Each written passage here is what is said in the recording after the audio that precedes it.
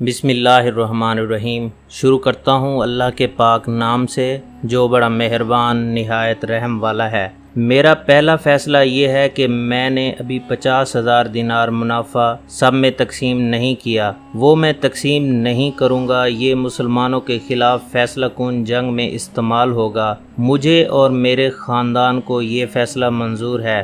سب سے پہلے خالد نے کہا، پھر منظور ہے، ایسا ہی کرو۔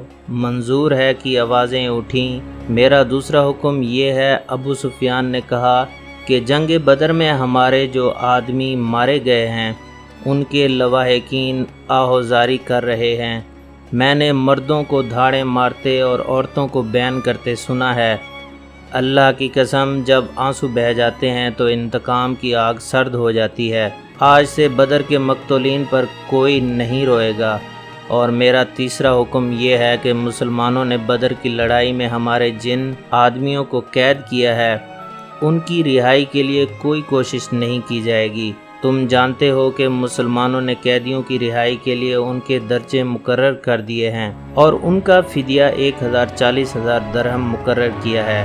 ہم مسلمانوں کو 1 درہم بھی نہیں دیں گے، یہ رقم ہمارے ہی خلاف استعمال ہوگی۔ خالد کو گھوڑے کی پیٹھ پہ بیٹھے اور مدینہ کی طرف جاتے ہوئے جب وہ لمحے یاد آ رہے تھے تو اس کی مٹھیاں بند ہو گئیں، غصے کی لہر اس کے وجود میں بھر گئی۔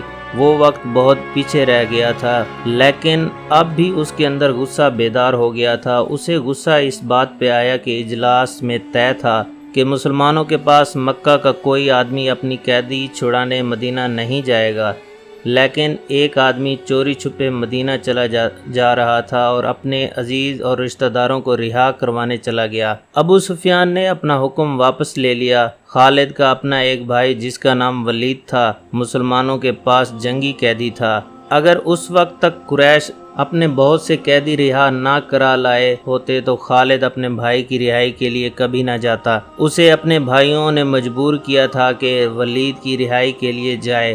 خالد کو یاد آ رہا تھا کہ وہ اپنے وقار کو ٹھیس پہنچانے پر آمادہ نہیں ہو رہا، لیکن اسے خیال یہ تھا کہ رسول کریم صلی اللہ علیہ وآلہ وسلم بھی اسی قبیلے کے تھے اور آپ صلی اللہ علیہ وآلہ وسلم کے پیروکار یعنی جو مسلمان ہو گئے تھے وہ بھی قریش اور اہل مکہ سے تھے۔ وہ آسمان سے تو نہیں اترے تھے، وہ اتنی جری اور دلیر تو نہیں تھے کہ 313 کی تعداد میں 1,000 کو شکست دے سکتے ہوں۔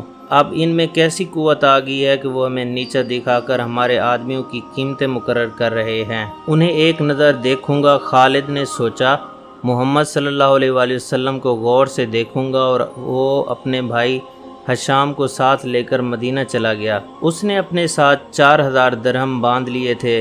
اسے معلوم تھا کہ بنو مخزوم کے سردار الولید کے بیٹے کا فدیہ 4,000 درہم سے کم نہیں ہوگا۔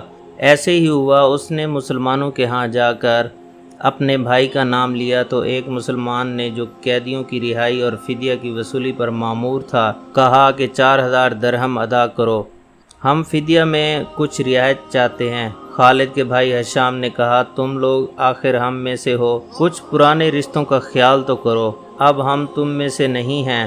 مسلمانوں نے کہا، ہم اللہ کے رسول صلی اللہ علیہ وآلہ وسلم کے حکم ماننے والے ہیں، کیا ہم تمہارے رسول صلی اللہ علیہ وآلہ وسلم سے بات کر سکتے ہیں؟ حشام نے پوچھا۔ حشام خالد نے گرج کر کہا، میں اپنے بھائی کو اپنے وقار پر قربان کر چکا تھا، مگر تم مجھے ساتھ لے آئے، یہ جتنا مانگتے ہیں اتنا ہی انہیں دے دو۔ میں محمد صلی اللہ علیہ وآلہ وسلم کے سامنے جا کر رحم کی بھیک نہیں مانگوں گا۔ اس نے درہموں سے بھری تھیلی مسلمانوں کے سامنے پھینکتے ہوئے کہا، گن لو اور ہمارے بھائی کو ہمارے حوالے کر دو۔ رقم گنی جا چکی تو ولید کو خالد اور حشام کے حوالے کر دیا گیا۔ تینوں بھائی اسی وقت مکہ کو روانہ ہو گئے۔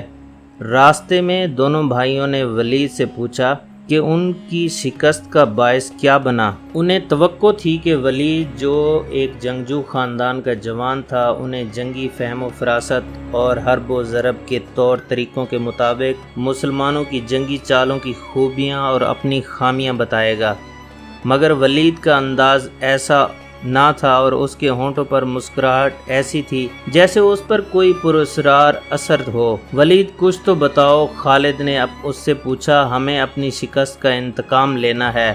قریش کے تمام سردار اگلی جنگ میں شامل ہو رہے ہیں، ہم ارد گرد کے قبائل کو بھی ساتھ ملا رہے ہیں اور وہ مکہ میں جمع ہونا شروع ہو گئے ہیں۔ سارے عرب کو اکٹھا کر لو۔ خالد ولید نے کہا، تم مسلمانوں کو شکست نہیں دے سکو گے۔ میں نہیں بتا سکتا کہ محمد صلی اللہ علیہ وآلہ وسلم کے ہاتھ میں کوئی جادو ہے یا ان کا نیا عقیدہ سچا، یا کیا بات ہے کہ میں نے ان کا قیدی ہوتے ہوئے بھی انہیں ناپسند نہیں کیا۔ پھر تم اپنے قبیلے کے غدار ہو، حشام نے کہا۔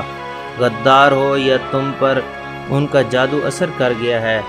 وہ یہودی پیشوا ٹھیک کہتا تھا کہ محمد صلی اللہ علیہ وآلہ وسلم کے پاس کوئی نیا عقیدہ اور نیا مذہب نہیں، اس کے ہاتھ میں کوئی جادو آ گیا ہے۔